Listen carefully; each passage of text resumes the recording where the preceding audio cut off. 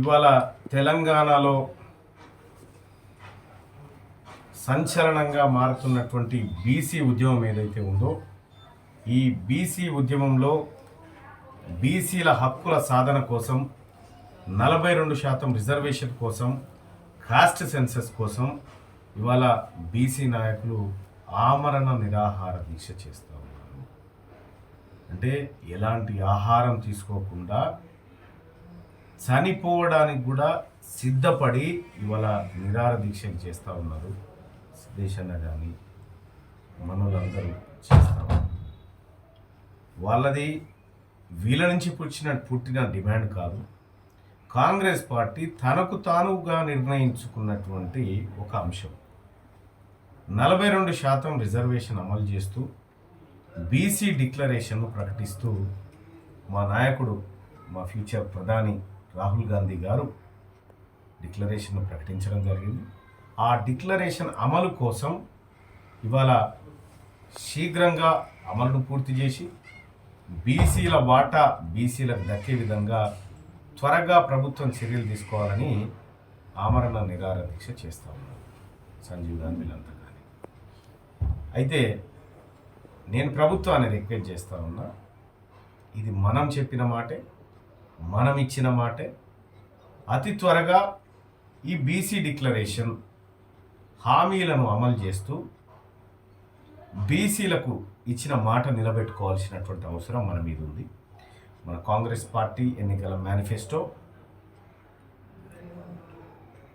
ఆ మేనిఫెస్టోలో అధికారంలోకి వచ్చిన 6 నెలలలోపే కులగణన చేసి 42% రిజర్వేషన్ను బీసీలకు అందిస్తామని చెప్పడం జరిగింది. సో ఇది రాహుల్ గాంధీ గారి మాట. కాబట్టి ఈ మాటను నిలబెట్టుకోవాల్సినటువంటి అవసరాన్ని కాంగ్రెస్ పార్టీ కూడా గుర్తిస్తూ ఉంది.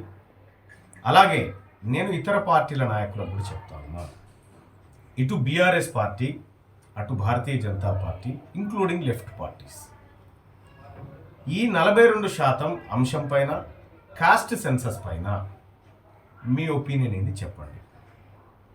మీరు మాకేంది అని తప్పించుకుంటారా? బీసీల ఓట్లు వద్దని ప్రకటిస్తారా? మాకు బీసీలు ఓట్లు లేకున్నా పర్వాలేదని మీరు చెప్పగలిగితే, మీ పార్టీలు కనుక చెప్పగలిగితే మిమ్మల్ని అడగమిగా. ఇవాళ కాంగ్రెస్ పార్టీ క్లియర్గా 42% ఇంప్లిమెంట్ చేయడానికి సిద్ధపడతా ఉంది, క్యాస్ట్ సెన్సస్ చేయడానికి సిద్ధపడతా ఉంది. రాజకీయ పార్టీలుగా బీఆర్ఎస్ పార్టీ, ముఖ్యంగా కల్వకుంట్ల చంద్రశేఖరరావు గారు, అలాగే కిషన్ రెడ్డి గారు, మీరు ఈ అంశం పైన మీ పార్టీ అభిప్రాయాన్ని తెలియజేయండి. ఇది తెలియజేయకుండా ఈ రాష్ట్రంలో ఇంకా ఏ అంశం గురించి మాట్లాడినా దానికి అర్థం లేదు. కాబట్టి 42% reservation for BCs and cost census, దీన్ని ఇంప్లిమెంట్ చేయడం కోసం మాలాంటి రాజకీయ నాయకుల పైన బీసీ నాయకత్వం అంతా ఒత్తిడి చేస్తూ ఉంది. అల్టిమేట్గా వారి ప్రయోజనాలు కాపాడాల్సిన బాధ్యత మా పైన ఉంది. కాబట్టి మిగతా రాజకీయ నాయకులు కూడా ఈ అంశం పట్ల 24 గంటల్లోగా మీ అభిప్రాయాన్ని తెలియజేయండి. మేము దాట వేసుకుంటూ పోతాం, మేము తప్పించుకుంటూ పోతాం, మేము బీసీలను ఇట్లనే విస్మరిస్తాం, మేము బీసీలను ఓటు బ్యాంక్గానే చూస్తాం అని మీరు భావిస్తే రాజకీయ సమాధి తప్పదు. అందరికీ శరార్థులు. పెన్నుతో మీకు మంచి సోపతుందా?